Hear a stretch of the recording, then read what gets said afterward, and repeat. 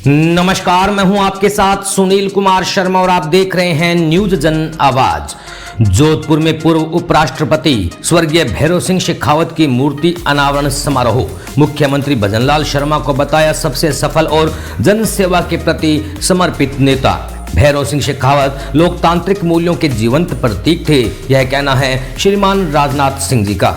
जोधपुर से Rajasthan state head Chitresh Bohra की राजनैतिक रिपोर्ट।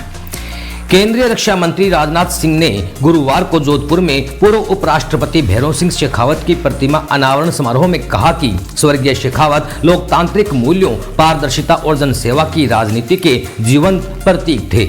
उन्होंने कहा कि एक साधारण किसान परिवार से निकलकर देश के उपराष्ट्रपति पद तक पहुंचने की उनकी यात्रा करोड़ों लोगों के लिए प्रेरणा है।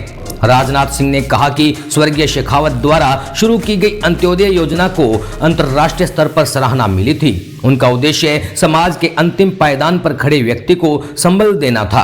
उन्होंने मुख्यमंत्री भजनलाल शर्मा की कार्यशैली को सराहना करते हुए कहा कि वे भैरव सिंह शेखावत के अंत्योदय और जनसेवा के मार्ग पर चलते हुए गांव-गांव जाकर आम जन से संवाद कर रहे हैं तथा प्रदेश के विकास को नई दिशा दे रहे हैं।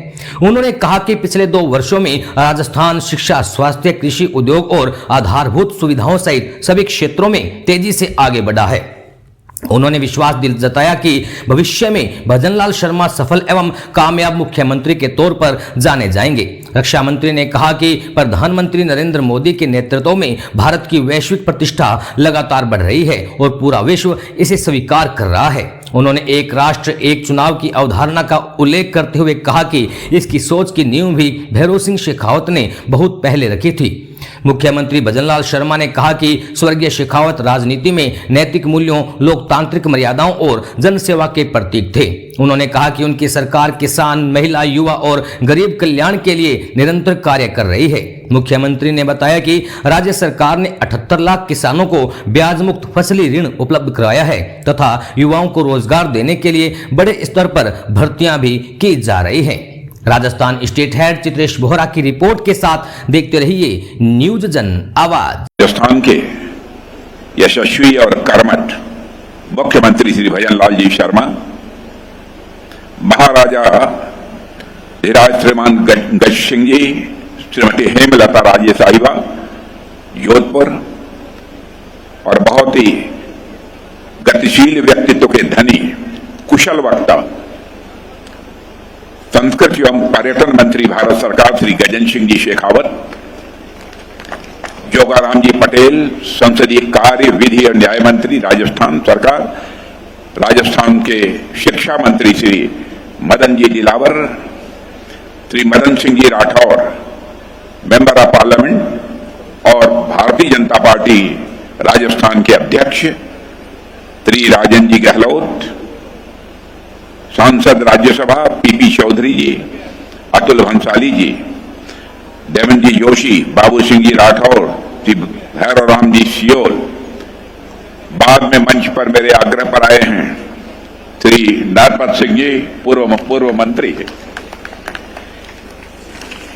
श्री राजेंद्र जी पालीवाल जी, अध्यक्ष भारतीय जनता पार्टी जोधपुर शहर, प्रोफेसर श्री महेंद्र सिंह राठौर, पूर्व अध्यक्ष जोधपुर विकास प्राधिकरण, संचालन तो महेंद्र सिंह जी राठौर ही कर रहे हैं ना। अच्छा, वाह, बहुत बढ़िया। और यहाँ मेरे मंच के सामने बैठे मेरे सभी सम्मानित बहनों एवं भाइयों, लंबे अरसे के बाद जोधपुर की किसी सार्वजनिक सभा को संबोधित करने के लिए आप सबके सामने खड़ा हुआ हूं। आप लोगों ने तालियां बजाकर बहुत ही गर्मजोशी के साथ हम लोगों का स्वागत किया है, लेकिन भारत की परंपरा है और शिष्टाचार का तकाजा भी है, स्वागत, अभिनंदन और सलाम दुआ कभी एक तरफा नहीं होना चाहिए। इसलिए मैं भी अपनी तरफ से शीश झुकाकर आप सभी बहनों भाइयों का हार्दिक अभिनंदन करता हूं, आप सभी का स्वागत करता हूं। भारत की राजनीति के शिखर पुरुष स्वर्गीय भैरव सिंह जी शेखावत की मूर्ति के अनावरण के अवसर पर आप सबके बीच उपस्थित होना, इसे मैं अपना सौभाग्य का विषय मानता हूं। कल उनकी पुण्यतिथि है, इसलिए सबसे पहले मैं उन्हें श्रद्धा के साथ उनकी स्मृति को नमन करता हूं और साथ ही साथ अपनी तरफ से और आप सभी की तरफ से उन्हें भावभीनी श्रद्धांजलि भी अर्पित करता हूं। आदरणीय भैरव सिंह जी का जहां तक प्रश्न है, वह आज शरीर से हमारे बीच नहीं है, लेकिन उनके जो जीवन मूल्य हैं, उनके जो संस्कार हैं और उनकी जो कर्तव्य निष्ठा है, जो बराबर उनके आचरण में हमको देखने को मिली है, वह किसी भी सूरत में हमारे बीच से समाप्त नहीं होने वाली है। यह बात मैं विश्वास के साथ कह सकता हूं।